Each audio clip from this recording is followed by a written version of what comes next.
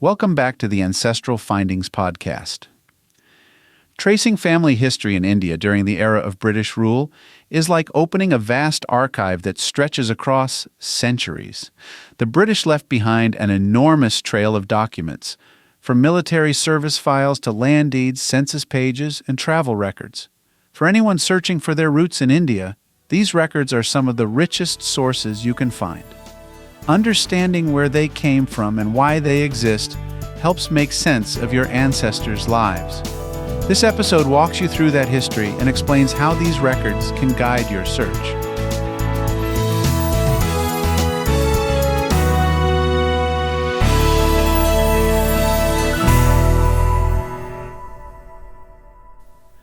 Colonial records from British rule in India form one of the most important foundations for tracing family history.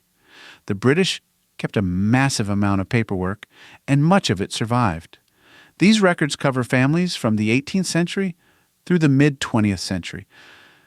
Whether your ancestors served in the military, owned land, or worked in trade, these records may hold important clues to your family's story. They give you more than names and dates. They place your ancestors inside the world they lived in. British power in India began long before full political control. It started with trade. The East India Company, founded in 1600, slowly became a political force.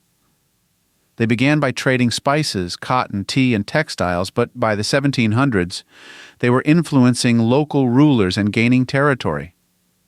One major moment was the Battle of Plassey in 1757, when the British East India Company defeated the Nawab of Bengal. This victory gave them control of Bengal and marked the beginning of their rise. From there, British expansion continued as the Mughal Empire weakened. Another turning point came in 1857 with the Sepoy Mutiny, also known as the First War of Independence. Indian soldiers in the East India Company's army revolted. The British eventually suppressed the rebellion, but it changed everything. In 1858, the British Crown took direct control. This began the era of the British Raj. Life under the Raj shaped every part of Indian society. The British built a central administrative system, creating civil services, police, and courts. This system produced a huge amount of paperwork, from land deeds to tax documents and legal files. These are now some of the most valuable records for genealogists. The economy changed too. British policies focused on extracting raw materials like cotton and indigo. Many Indian families were tied to agriculture, and these changes affected entire regions. Social structures shifted as well. The British often reinforced caste divisions as a way to maintain control. Knowing where your family fit in this structure can help you locate certain types of records. By the early 20th century, dissatisfaction with British rule had grown. Leaders like Gandhi and Nehru encouraged nonviolent resistance, civil disobedience, and boycotts of British goods. World War II weakened Britain even further. Combined with pressure from Indian leaders, it became clear that British rule could not continue. Finally, in 1947, the British left India. Partition followed, dividing India and Pakistan and causing mass migration and upheaval. All of this history explains why colonial records matter. The British were thorough record keepers, and their documents reveal the lives of millions of people. They show land ownership, military service, census data, and migration. Census records began in 1871 and continued every 10 years. They often list occupations, castes, religions, and family groups. Land and property records show who owned or rented land and how it passed from one generation to the next. Military records are especially rich, including enlistments, service histories, and pension files. Travel and migration records can trace ancestors who worked or studied abroad, or who traveled as indentured laborers. These records are stored in several major places. The National Archives of India holds land deeds, court records, and administrative papers. The British Library's India Office records in London contain correspondence, military files, and maps.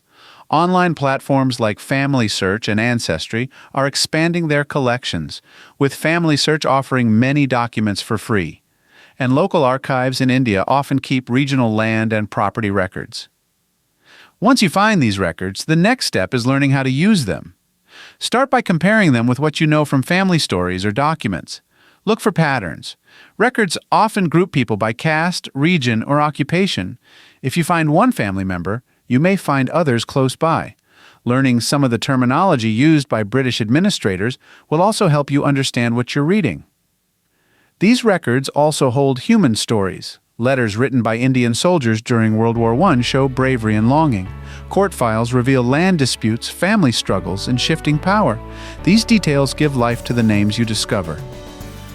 Tracing ancestry during British rule in India connects you to a vivid and complex chapter of history. These records help you explore your family's journey through changing times. When you combine historical documents with family memories, you build a fuller picture of the past, one that can be preserved for future generations.